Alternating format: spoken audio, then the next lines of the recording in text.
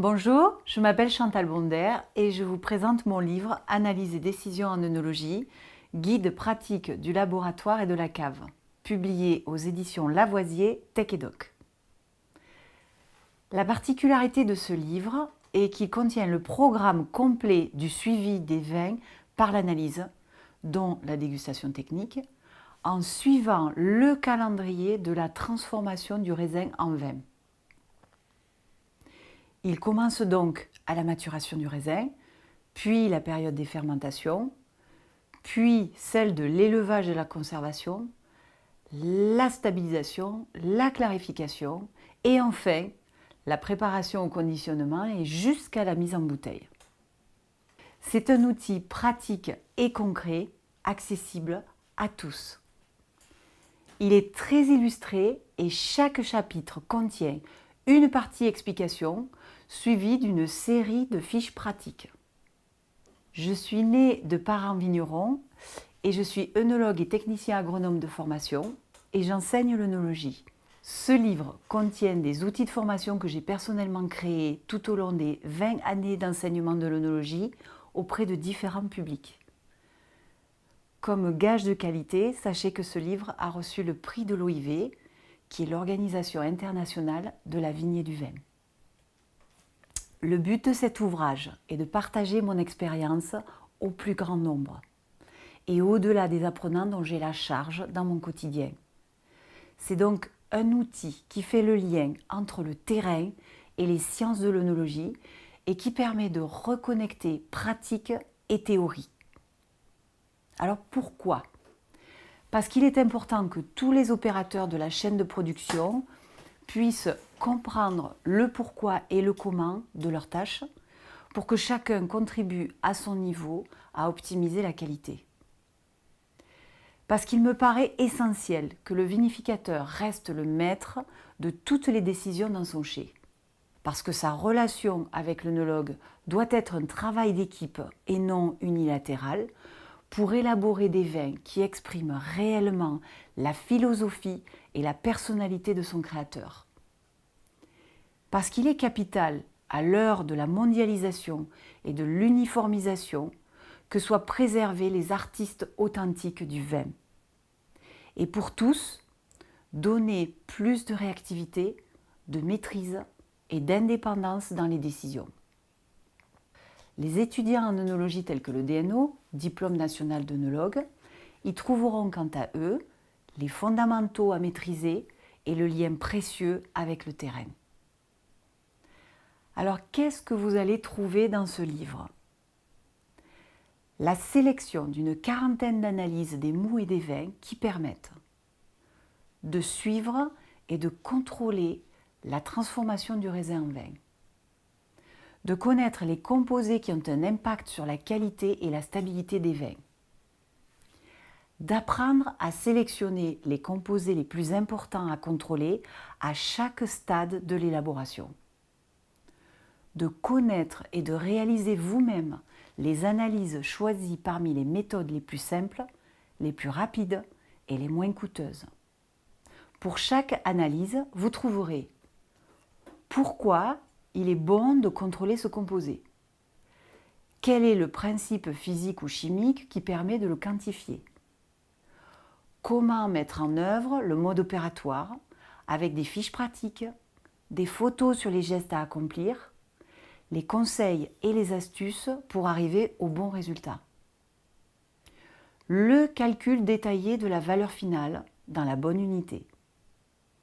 Les valeurs qu'on est censé trouver pour chaque composé pour donner des points de repère à ceux qui n'ont pas d'expérience. Les valeurs limites imposées par la réglementation lorsqu'il y a des normes imposées. Et enfin, le conseil technique à formuler en fonction des valeurs trouvées, et cela jusqu'à l'opération technique à mettre en place dans le chai.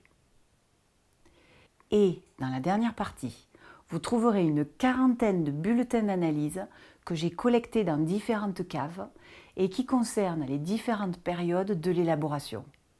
Chaque bulletin contient un jeu de questions-réponses qui va vous permettre de vous entraîner à tirer toutes les informations utiles sur les valeurs qui y figurent.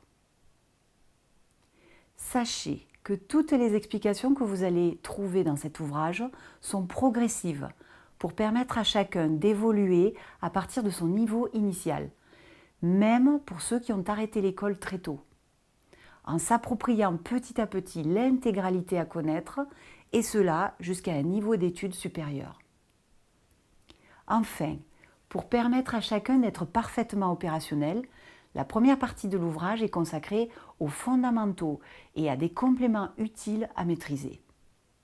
Alors, par exemple, au chapitre 2, page 9, vous trouverez les règles à respecter pour réaliser un prélèvement d'échantillons de raisin, de mou ou de vin pour que son analyse soit fiable. Au chapitre 5, page 33, vous trouverez l'utilisation correcte du matériel de laboratoire. Dans le chapitre 3, page 20, vous comprendrez ce qu'est la métrologie et comment elle s'applique en œnologie. Le chapitre 4, page 25, est dédié au respect des règles d'hygiène et de sécurité et de l'environnement à mettre en place dans les laboratoires d'analyse des vins. Le chapitre 6, page 53, explique les particularités de la recherche des fraudes, son histoire, la réorganisation récente de ses services et les outils d'analyse spécifiques à ces contrôles. Vous souhaitez vous procurer cet ouvrage. Alors sachez qu'il est disponible chez l'éditeur qui peut vous l'adresser directement à votre domicile sans frais de port supplémentaires, donc à 120 €. Vous pouvez aussi le faire commander à votre libraire ou encore le trouver sur Internet en tapant son titre. Vous avez déjà acheté cet ouvrage. Alors pour vous remercier de votre confiance, je vais vous donner quelques conseils pour en tirer le meilleur.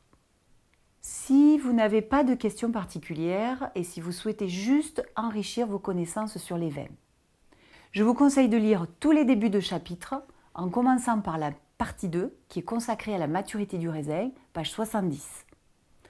Vous pouvez laisser de côté les explications sur le mode opératoire, mais reprenez au paragraphe consacré à l'interprétation parce qu'il apporte souvent des compléments de connaissances techniques sur les applications en cave. Je vous conseille aussi de survoler les fiches pratiques en vous arrêtant seulement sur les photos légendées qui apporteront encore quelques précisions et d'autres éclairages. Si vous cherchez des informations concernant une étape particulière de la vinification ou du travail du vin, eh bien, utilisez la table des matières qui est située dans les premières pages et qui va vous permettre de sélectionner un temps spécifique de la vinification, de la partie 2 jusqu'à la partie 9. Là encore, si vous n'avez pas l'utilité du mode opératoire dans l'immédiat, vous pouvez interrompre votre lecture et reprendre à l'interprétation. Si vous recherchez une précision sur un point particulier, par exemple une opération technique, un composé du vin, un défaut olfactif, je vous conseille de consulter l'index qui est situé en page 547 et qui, avec le mot-clé que vous aurez choisi, va vous renvoyer à toutes les pages qui abordent ce point. Si vous recherchez la valeur habituelle d'un composé dans le vin ou bien la valeur limite imposée par la réglementation, deux possibilités s'offrent à vous. Si vous souhaitez des explications, je vous conseille de consulter le paragraphe « Interprétation » dans le chapitre qui traite de l'analyse de ce composé. Attention, si un composé est analysé à différents stades de l'élaboration du vin, choisissez bien la période qui vous intéresse. Et si vous souhaitez juste les valeurs repères sans explication, vous pouvez aller directement consulter le tableau récapitulatif qui est situé en page 430. Alors comprenez bien comment fonctionne ce tableau. Les valeurs qui sont sur la partie gauche sont les valeurs techniques, c'est-à-dire les fourchettes de valeurs qu'il est bon d'obtenir pour assurer la qualité et la stabilité du vin. Par contre, la partie droite du tableau indique les normes imposées par la réglementation. Assurez-vous quand même qu'elles n'ont pas été modifiées dernièrement.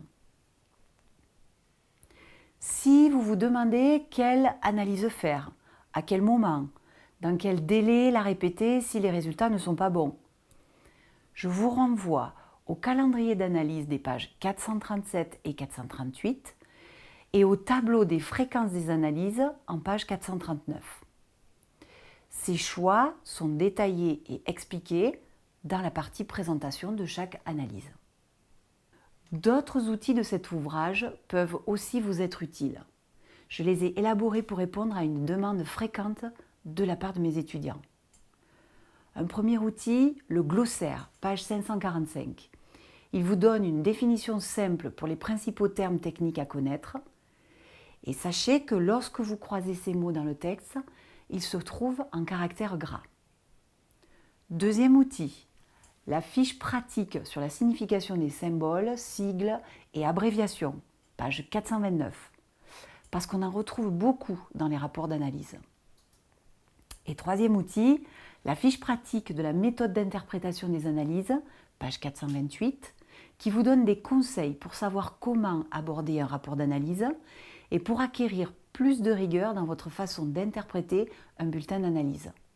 Ce qui est très utile notamment si vous êtes en niveau d'études supérieures telles que le BTS ou le DNO. Je vous conseille également de lire au moins une fois le chapitre 2, page 9, qui détaille les techniques de prélèvement d'échantillons. Parce que si l'échantillonnage est mal réalisé, l'analyse ne sert strictement à rien. Et je vous conseille vivement de contrôler sur le chapitre de l'analyse que vous apprêtez à réaliser si une précaution particulière doit s'ajouter. Je donne un exemple au chapitre 46 qui est consacré au contrôle microbiologique. La page 382 précise qu'il faut réaliser le prélèvement et la préparation de l'échantillon en conditions stériles et comment y parvenir. Et ces explications sont complétées par 2 fiches pratiques qui se trouvent en page 389 et 390. Si vous n'êtes pas familier avec le matériel et les techniques de laboratoire, je vous renvoie aux généralités sur les matériels qui sont présentées au chapitre 5, page 33, essentiellement sous forme de fiches pratiques. Par contre, sachez que tout ce qui est particulier à une analyse est ensuite détaillé dans le mode opératoire du chapitre de l'analyse concernée, avec toujours des photos et des schémas et des fiches pratiques. Vous trouverez également dans cet ouvrage une méthode de dégustation technique.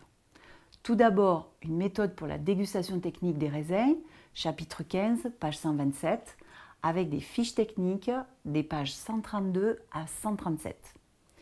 Et ensuite, une méthode pour la dégustation technique des vins, au chapitre 36, page 273 pour les explications, et pages 280 et 281 pour les fiches techniques.